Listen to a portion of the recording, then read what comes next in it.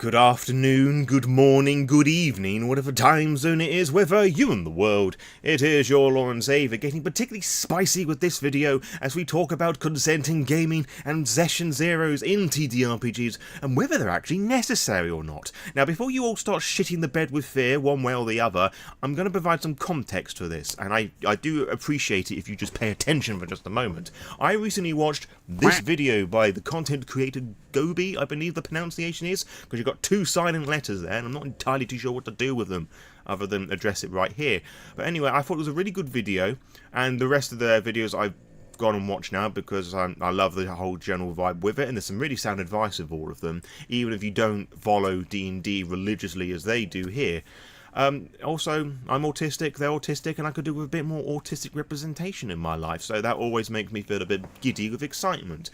So I watched this video, despite running plenty of games myself, and playing in a handful of them as well, because I always think it's important for games masters and players to have those conversations with each other, so we can take and ignore the bits we do and don't like, so we can improve our general experience running and playing TTRPGs, and I think YouTube and other social media platforms are a wonderful place for that. And Holly down there just started snoring, so we're going to have to put up with that now. And as I was watching that original video and also going through the rest of their backlog, I remembered of that consenting gaming episode that I did way back when. It was one of the first videos that I actually did, and when I did that, I had played in one game, so I didn't really have a lot of experience of TTRPGs, but I don't think you really need a lot of knowledge or expertise with TTRPGs to have a decent moral compass. So I decided to talk about consenting gaming and consent sheets. And just as a little spoiler, I agree with everything that I said in that video. So if you haven't seen that, it's quite an old one, go and check that now. It's going to appear on the card right now. Ignore the snoring, it's a complete banger of an episode. But just a complete summary of it, I do think consent sheets are a very useful tool, and I think everybody should have that sort of conversation with their players somewhere, somehow. And as I was watching this, I thought, you know what, I've run a lot of games since then. Actual plays, charity events, professional stuff, and just some more casual things and some convention-style stuff. Basically, I've had a lot of experience just to, you know, get my portfolio out for just a moment. And I thought it was about high time I'd give a little update of sorts, because my opinions have changed on some things, and I have actually done session zeros now, so I can actually talk about that properly. So that's what this video is going to be. It's going to be me waffling about my experience with session zeros and the whole conversation regarding consenting gaming. I've already given you a bit of a teaser for that as well. So if you were hoping that I was going to like join the rest of my white as fuck brethren, as it were, and complain about consent sheets taking away people's rights and this, that and the other, I hope you stay around and change your mind throughout the course of the video.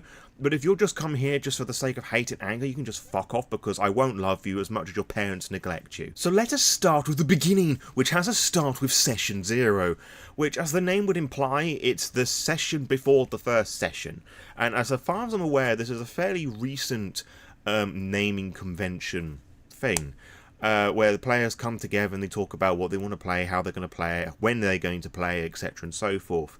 Now, I imagine that a lot of people who are aware of Session 0 have been doing this all of their life, or career, or however you want to word it, where you get together with your friends at somebody's house, or a bar, a cafe, or whatever, and you're just having a little chat amongst friends about this, that, and the other. And I don't really have a set answer about how to go about doing Session 0, because it really depends on the circumstance, the group of people that you're doing it with, and whether you're the sort of person that doesn't like the whole formalization of things anyway. Because I can admit that by deciding that this thing's going to be a Session 0, it does make things sound semi-official, and when you're already meeting up with people online or in the physical sense who you haven't met or spoken to before, it can add to the general anxiety and nervousness of like the new setting, as it were.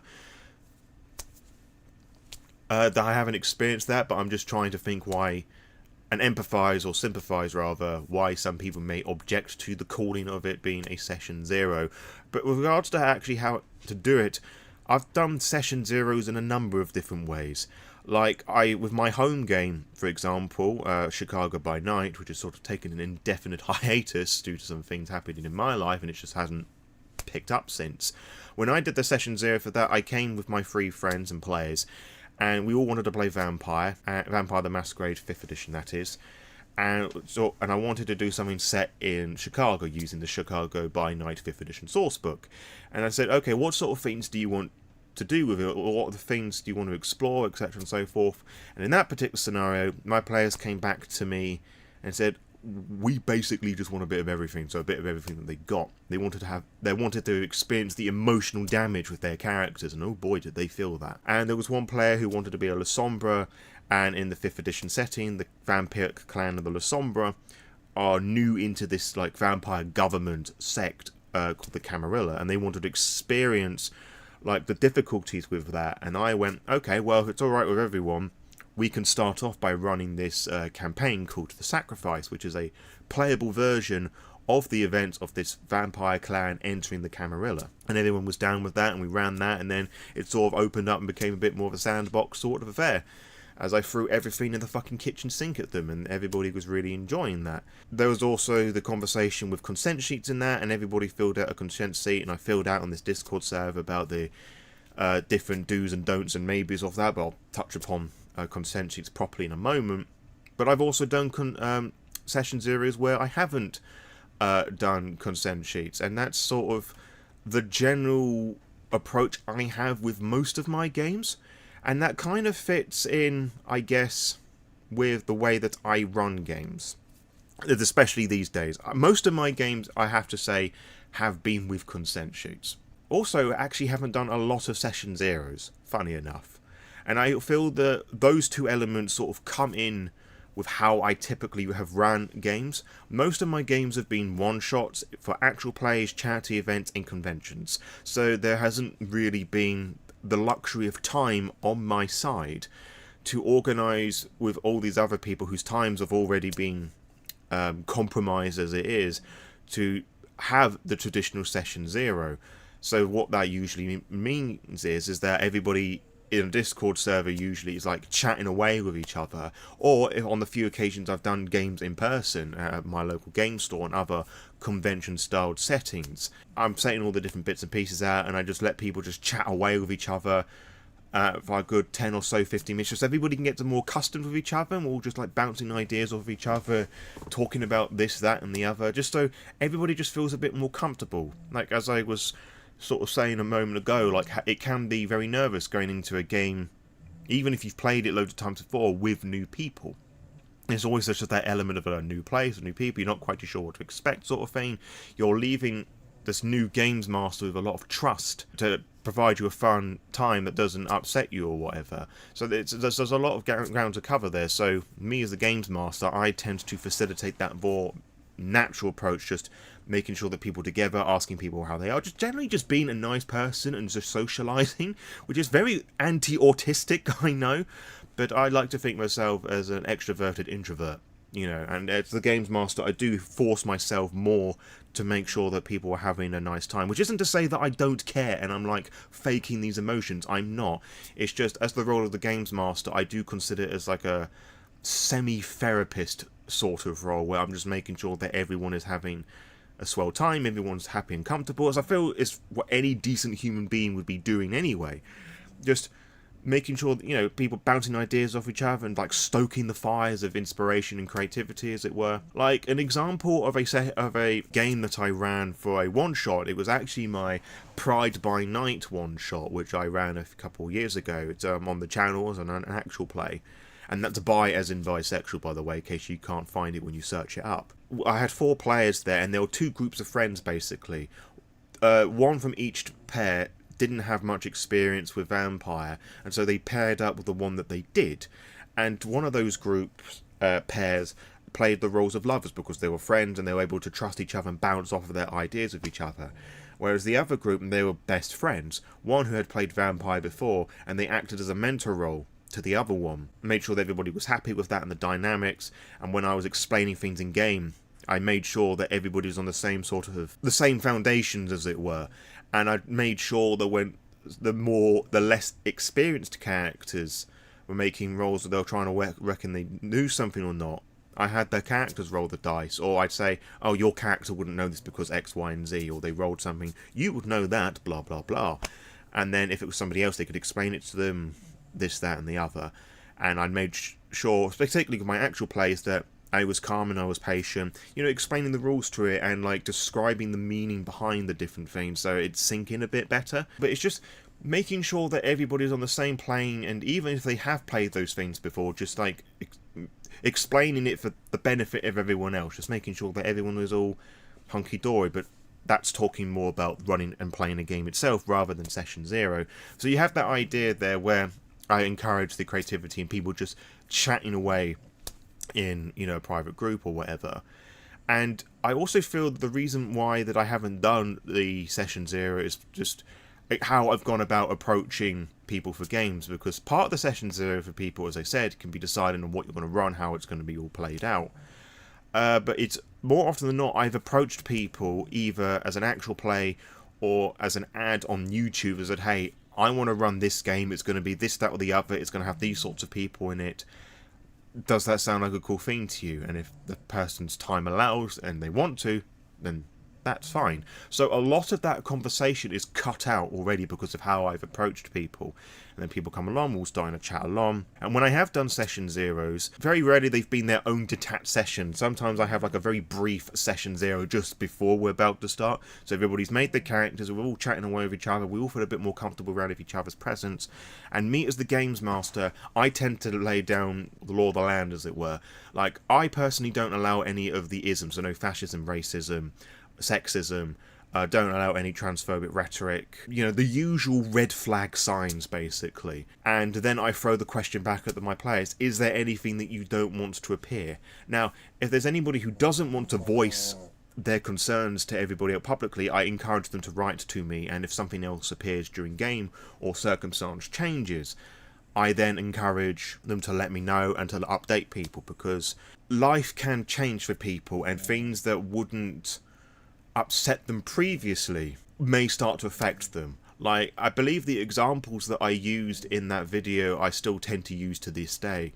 Like, a parent or someone who's just about to become a parent may not want a game where you maliciously abuse and harm children, or like small humanoid creatures, for example. Whereas that might have changed like prior to you being a parent, but now those emotions and circumstances changes. You may have had lost somebody because of a suicide or a murder or something along those natures, and then certain topics and conversations might be a bit raw for you still. Me personally, I feel a bit iffy about characters that have alcoholics and drug addiction as part of their backstory because of part of my upbringing. I myself feel very on the edge about self-harm. And I know with Vampire the Masquerade game I tend to run and play a lot, there are certain vampiric powers and blood sorceries that do rely on self-harm. So if it's like a one-off thing, I just tend to wince and just not deal with it. But if it becomes a more constant thing, or they dive too much into the descriptions, I would feel comfortable saying, hey, can we just like roll back on the description of that, please? I'm finding this just a little triggering. But I know that a lot of people won't do that. I know some people won't give a fuck. You know, it's their things. They are not going to voice it and ruin everybody's fun with it. So it's also down to the players to open up and be honest about these things and not expect the games master to know everything. And it's also down to the games master to check in on their players every so often, or even at the beginning of each fucking session. How are we? Like, how's life doing, handing you, or whatever. And there may be certain world events that may make people feel uncomfortable playing a particular game. So, just to use an example, say you're in a game and your characters have been arrested and they're in jail, whatever, and you're going to do a bit of a jailbreak sort of thing. But on the news, there's been like this big old riot with police aggression, as there's always the case of the fucking police. That might be a bit much for you because it's just a bit too close to the surface world, as it were. So you may want to play something lighter, or just like give it a skip, or like tone down certain elements or whatever. You know, again, it depends on group to group how you handle these sort of things, but it's just down to the games master and the players to make sure that everybody is happy around the table. It shouldn't just be the games master's role, as I know that a lot of videos and conversations tend to do. Yes, the games master is very much a referee that lays down the law and mediates the rules and whatever, hand waves things away. But when it comes to players' safety, that shouldn't be hand waved away. And sure, there's going to be like upsets and disputes from time to time because we are human and life and, you know, all the rest of it. But I don't think anybody should be playing or running games if you're going to go out there to deliberately hurt and upset people. Like, that's just my general attitude with all of that. It's just a real shitty thing to do. And I hear stories about, like, the whole games master versus player mentality, and you have some games master who throw everything in the kitchen sink at their players, who don't have any like hard lines for anything, and they expect their players to submit their will to them, which I don't like either. It's just a very crappy mentality to have, to be honest. I do, as I said earlier on, I do believe that consent sheets are a very good tool that can be used with some or most groups, and I say tool because I think a lot of people forget now that these are tools. Like, a tool is dependent on the situation and the group at hand. You don't need to use everything. Now, I have used consent sheets for most of my games. As I tend to run a lot of horror stuff, I want to make sure that I don't trigger people with anything that's personal to them, or a genre of horror that they don't like. Like, I think I've mentioned before, I feel a bit iffy about zombies. I'm trying to come over that in recent months. Not that there's ever really been an issue with the games that I run or things that players have done. When other games masters, when I've been a player, I also find rats a bit iffy to deal with, but that's not so much of a huge thing because I know they're a common enemy, etc. and so forth. So, like, I don't have problems voicing these things, and a lot of other people won't do, but a consent sheet can be very useful for a group if they haven't met before, or you have any issues voicing anything that makes you feel uncomfortable to a bunch of strangers, because I think it's not unreasonable to assume that not everybody wants to hear all your fucking life problems and just trauma dump just a load of new strangers, and then maybe some things that are really personal to you. You may not want to voice that you have issues talking about rape because of things that have happened to you, and sexual abuse and assault and the rest of it. Now, a lot of people won't want to experience that because it's just a very uncomfortable thing, but some people may have that, for lack of a better phrase, a bit more experience than other people, and then putting it in the hands of a stranger who may not have had anything to do with that may trivialise it and all the rest of it, and it all becomes varying levels of triggering and traumatising. And I'm using these extreme examples just to get people who usually scoff at the idea to understand that it's not taking away freedom and options to explore in your games. These restrictions, as it were, provide you more opportunities. You know, restrictions inspires creativity a lot of the time as well, I feel. Yeah, I'm just feeling a bit deflated just thinking about just how people are so nonchalant about these sort of things and very dissuading about this sort of stuff, and I'm not quite too sure why people have such a huge issue with it. Like, if it's your table and you don't want to use consent sheets, then don't use them. If you're happy having that conversation with people, or you're the sort that just throws everything at them and don't really give a fuck because for you it's all just a game and you don't have those things to worry about, great. Fucking fantastic. Go for it. And I'm not trying to be like flippant with it. Like, if that's nothing that doesn't bother your particular group, you don't have to use them. You don't have to use things like X cards and aftercare. But to be fair, a lot of the names that we give these things, I feel a lot of people tend to do outside of the sessions anyway. Like, when I finish my games, I generally make sure that everybody's happy, and I make sure that they will enjoy themselves and we have a bit of a chat afterwards. Like, I don't like ask particular questions and formalise things and go through a particular set list. I'm just trying to be a good friend / acquaintance / games master, and making sure that everybody's alright, and just reading the room and just making sure that people are okay. And even during game, if I notice that somebody that's not been piping up that much, I like ask for their input, and if I think things are particularly bad, I may call for a break or just bounce them a message, as it were. Now, admittedly, none of that's happened with me yet, because I do most of the checking before the game starts, and people have been open and honest with me about how they're feeling, but it doesn't take much just to be nice, basically. And likewise, I don't think nobody should really be enforcing how every group should be running their games. Like, as I said, if you're that group that doesn't care for consent sheets and like go balls to the walls of violence and the rest of it, fantastic. But if you are a group that uses consent sheets and want to go through all these different tools and whatnot, that's absolutely fine as well. Because I don't think it's fair for people to be complaining about, oh, you're not using consent sheets, you're a bad person. Oh, you're using consent sheets, you don't care what your players think and you're taking away their creativity. No. Like, me personally, I'm not fussed about doing consent sheets. It doesn't take up that much of my time. 2 minutes, 3 minutes if I'm like busy doing something else around the house at the time, or dealing with the dogs or whatever. It doesn't take a lot of time, and as I said, if something changes, I will let everybody know about that and just be open and upfront about that. Or if it's particularly triggering and I don't want everybody to know and get all the different questions from me, it's like, oh, I'm sorry, and all the rest of the hollow apologies that I tend to feel comfortable with those things, I'll just let the games master know, and hopefully they'll take that into consideration. Now, that does also create the thing of, if you're somebody that doesn't usually like consent sheets and you join a group with people who do like and use consent sheets, or vice versa, you've got two options there. You can either, spend those 3 minutes filling out the consent sheets and just doing your thing, and just, if you don't feel that you need to use the tools yourself personally, just do the consent sheet and get it over with. Or you find another group to play with if you're like that irate about this group or whatever.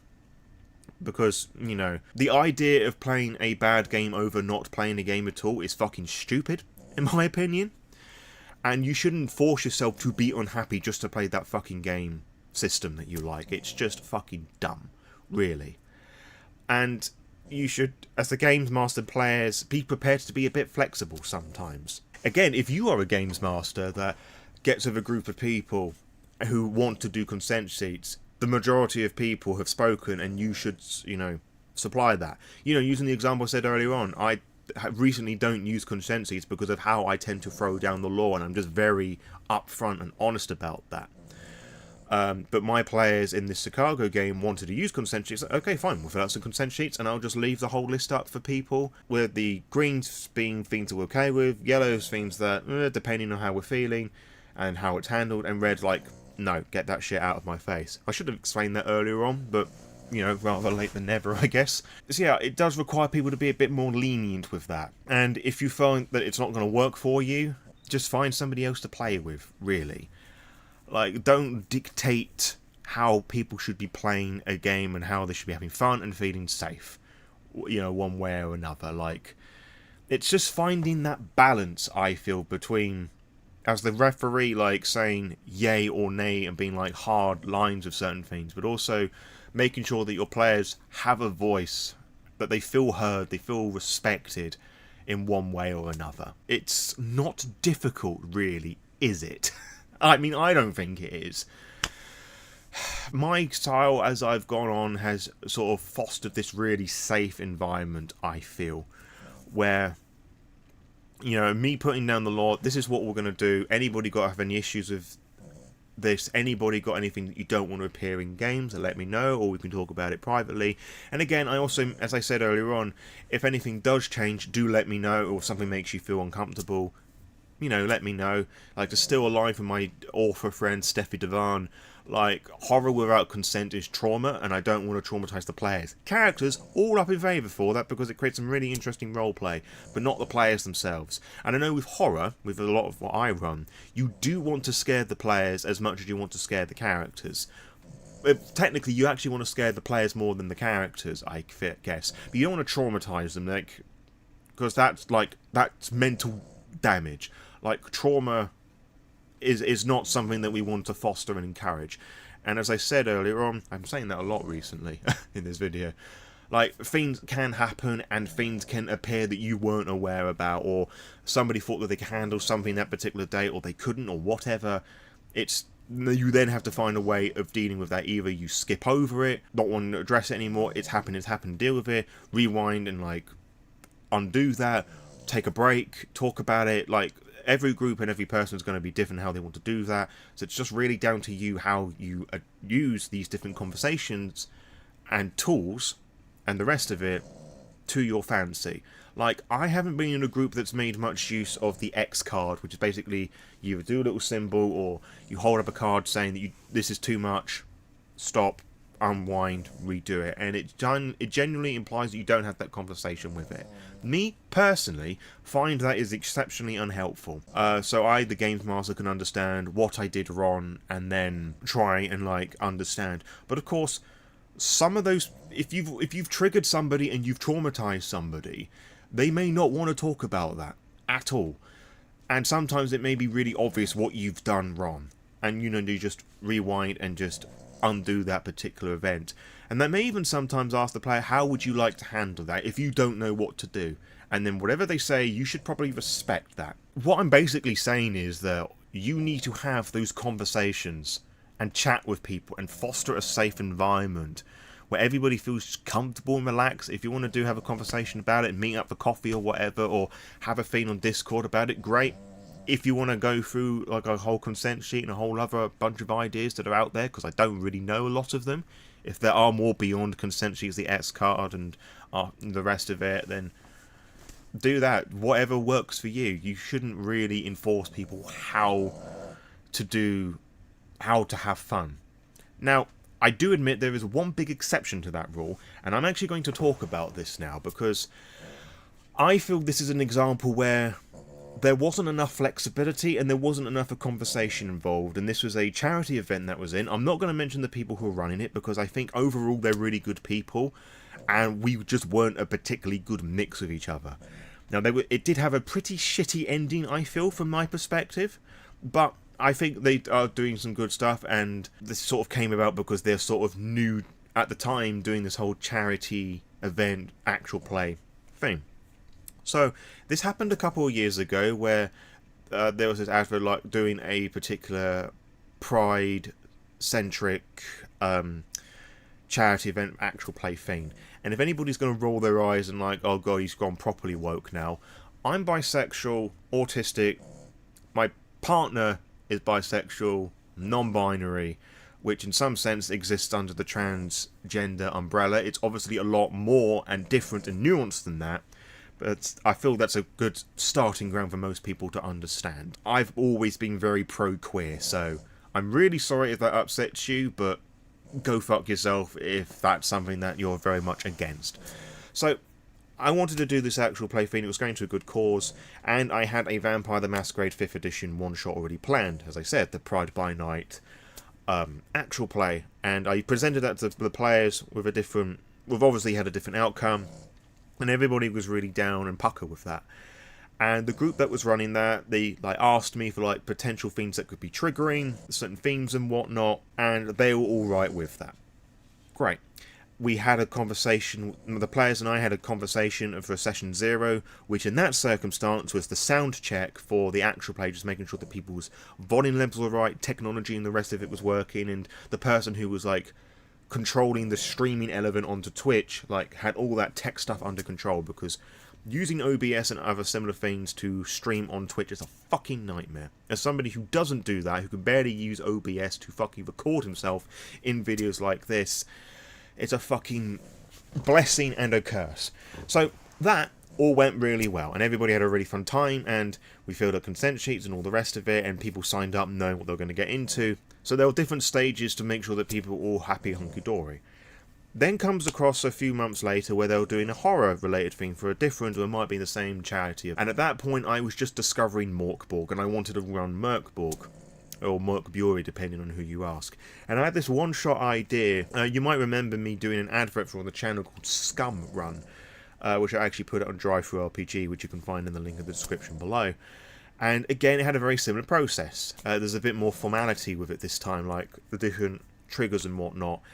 And there were some things that I personally didn't think would all be that triggering because of how over the top I was going to present it. Like, it was actually it's a prison break scenario, so there was some potential police aggravation with guards and whatnot, so I put that there. And with Merkborg, it's sort of an apocalyptic setting, and I was running it on the eve of the apocalypse sort of thing, so like the sky was literally on fire. But they put that down as an extreme weather theme, which for me personally, I didn't think was going to be too triggering, but seeing what's happening in LA at the moment, I now understand why that might be very triggering for some. But regardless, I wasn't going to question anybody's triggers or potential triggers. Like, if that's what they wanted to do, that's fine. I've got no problem with that. And all the rest of it, and Merkborg being horror-related, there's all the usual blood, guts, and gore and the rest of it. I find it really interesting, actually, just as a side tangent, that whenever I've run Merkborg for people do get to have their backs up a bit more with the nature of it, even though it's a bit more tongue-in-cheek with its horror. Vampire the Masquerade is a game with consensual gaslighting, assault, stalking, and all the rest of it, but of course it's vampire, so it's obviously got this very sexy aura with it. And sexual abuse in that scenario is cool and fun. Look, I'm just addressing the flaws of vampire here. And Sorry if you don't like that, and you could tone those elements a little bit. But with Merkborg, for some reason, people treat that with a bit more seriousness. Rightly or wrongly, but that's just my take on it. I'm not going to, again, question people's traumas too much. I'm just being honest and open with this particular thing. So we're doing all of that, and so people start coming along in the Discord server. And, yeah, this is where things began to fall apart, because I was starting to feel a bit of a confliction about how Session 0 and consent seats have apparently changed from when I was first introduced to that idea. Because there were some people who were very vocal, and I'd met some of these people before. I wanted to run an actual play with these people, and I got them together in my usual form. Hey, I want to run this, it's this system, blah blah blah. They seemed down with it, and I asked them if they could make their characters before we have the Session 0. They didn't get back to me in a week, and they came back to me and said, well, actually, you're supposed to do character creation during the Session 0, like really surly, like I was a fucking idiot. And I was a bit taken aback by that, because one, I think it was very rude how they addressed it, and B, I did not realise you were supposed to do character creation with Session 0, because I had done many different games, as I've explained, but that's not the case. And now I was beginning to judge myself as a games master. Have I been doing games wrong? And of course, this is when I was particularly vocal on Twitter, and I know these people were as well. And I was also quite cautious about people saying that I was a bad games master because I didn't do Session 0 the correct way. And some of these people, again, on this Discord server, and I did what I usually do. I provide links and handouts to the rest of it for people to use for their games. And Merkborg has a free version of the game called the Bare Bones Edition, I believe it is, which is just the text. So anybody and anyone can play their game and access to the system and whatnot. They don't have to spend the money to buy the very lavish books. So I do recommend you purchase them because they are fucking gorgeous to look through. Yeah, things sort of began to fall apart because as part of signing up for this, we had to fill out the days that we were available for the one-shot.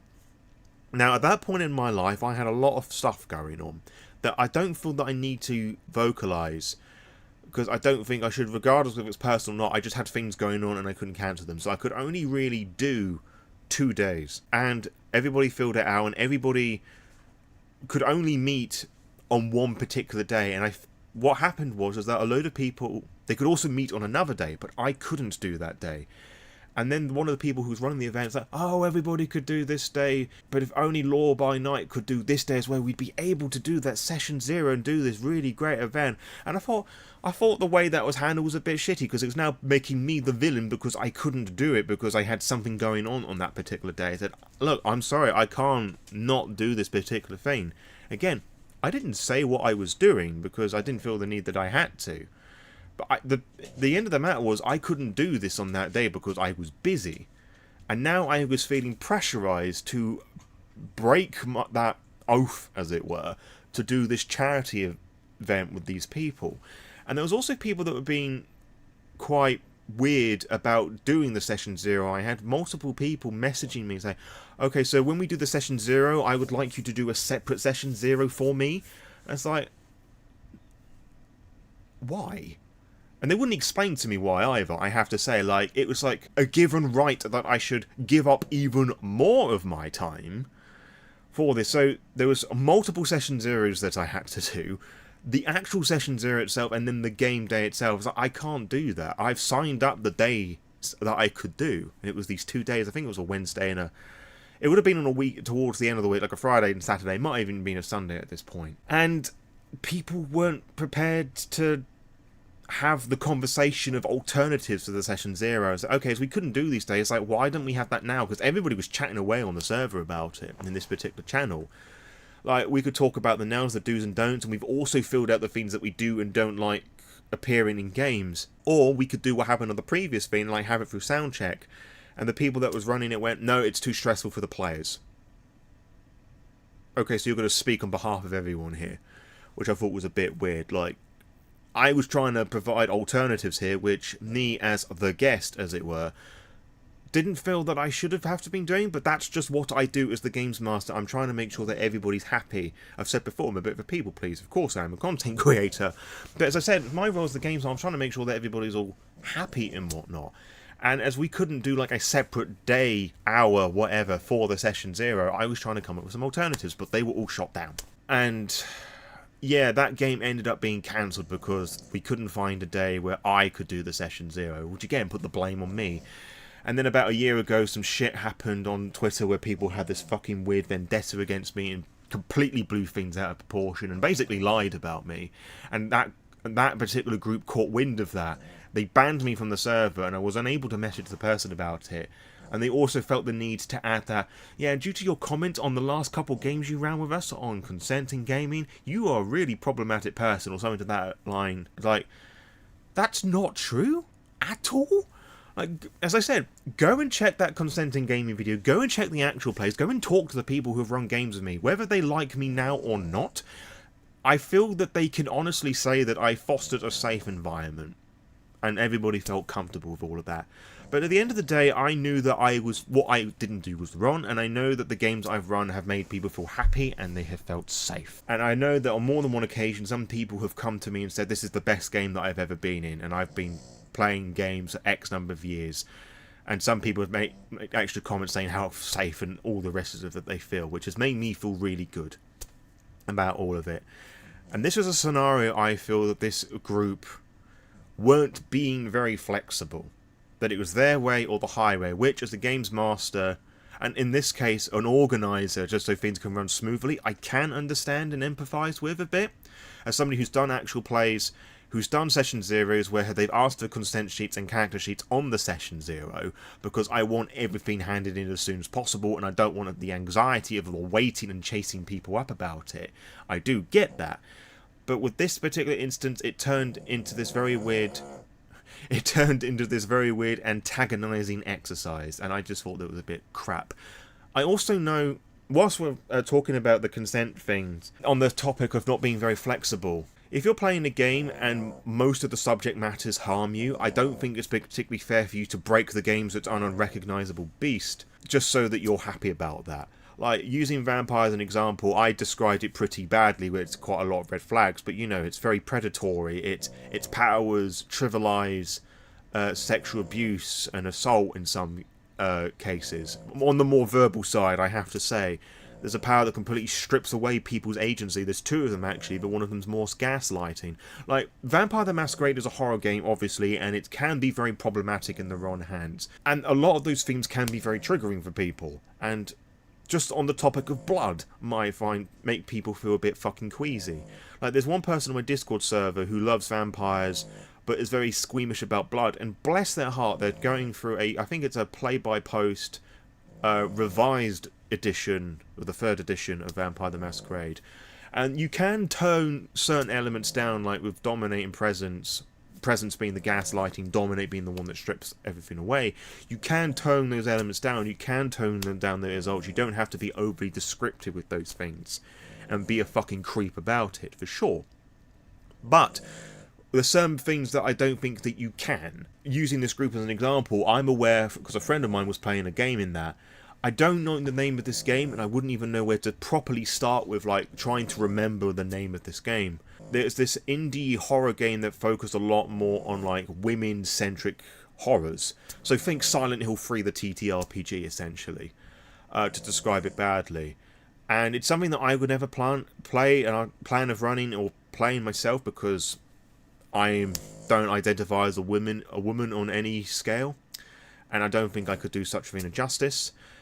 But there was one player in that particular game which I believe ended up being cancelled, where one person found all of its subject matters triggering, and the people who were organising this event were trying to say, oh, we'll make this work, we should respect this person's wishes and whatnot, and everybody else was going, well, if you take all those elements out of the game, you can't really experience that game. It just doesn't, the game just ceased to exist. So I was a bit confused why that person was going to sign up, to be honest. I think it was because it was an actual play and they wanted that rush, that little snippet of being a micro celebrity, and the actual players are like really cool or whatever and hip and trendy and the rest of it, or they just desperately wanted to play a TTRPG and they just signed up for fucking anything so they could get the chance to play, which is very irresponsible, I have to say, in such a scenario, particularly with horror and everything else I've just mentioned. So yeah, if that was me, I said, look mate, this doesn't seem to be the right game for you. Like, hopefully we can play again on something else in the future, but I think it's best if you try and sit this one out. But of course, knowing that particular group, that probably would have turned around about how fucking abusive that group, and if I was in there, I would have been. But as long as my conscience is in the right place, and I know that I'm, like, protecting everybody else and making sure that everybody's having a fun time, that's fine. So, that's basically it in a very rambly, waffly format. Short story short, long story short rather, don't be a cunt. It's not difficult. Like, accidents can happen, but just make sure that everybody's having a fun time, and also you're willing to be flexible and negotiate and make compromises in the sense, like, you know, as the example I used earlier on, like, if you don't use the game consent sheets, but you've got a group of people that really wants to use them, just fucking supplement them and just do it for yourself. Like, it's not difficult. Don't be an asshole, and just let people have fun the way that they want to have fun. Don't dictate to other groups how they should be having their own fun. If they don't want to use shapes and tools, fucking have them go at it, and vice versa. And it seems like a weird cycle on TTRPG stuff, like issue of Critical Role, issue of consenting gaming, and then some other fucking thing that happened, and it's just this Ouroboros of pain. Just let people have fun the way that they want to have fun, and just have those conversations with people. Like, it's not difficult. Now, I've probably missed some things out, and I probably haven't dived too much into other elements, which is a bit weird to think given this fact that this video is going to be just under a fucking hour, good lord. But if you've gotten to the end of this, let me know some things that you handle consent in your gaming and how you deal with session zeros, if you bother dealing with it at all. Like give me some general advice and things like how you make sure that everybody's feeling all hunky-dory at your table.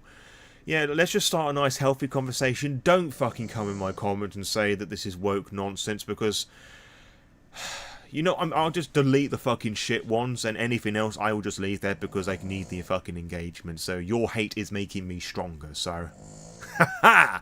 So let's just go into this like having a pleasant conversation about it, and like be encouraging and helpful about all of this, and just don't be a cunt. It's like real fucking simple shit. It's a rule I try to live by, and I know I have like a slight borderline edgy dickheadish vibe with the shit that I do anyway, but I hope people recognise that it does come from a good place of making people feel happy and safe and they enjoy what I do, and not attacking people for the sake of attacking too. Yeah, sure, I get angry and wound up about things, but it's because I think it's fucking stupid. It's not because, oh, the woke mind virus is invading your games. Like, fuck off. Just get that fucking shit out of the internet. Stop harbouring hate for the sake of hate's sake. For fuck's sake. So yeah, that's basically it. You know I'm passionate about it because I've been rambling away for ages. So I hope this has been useful. I hope this is engaging. I hope this hasn't upset people who are in favour of consent, and I hope this has upset everybody who doesn't like this stuff, who think that I'm a woke snowflake. Well, yes I am, and I'm just going to have woke snowflake sex with your mother. So until next time, farewell.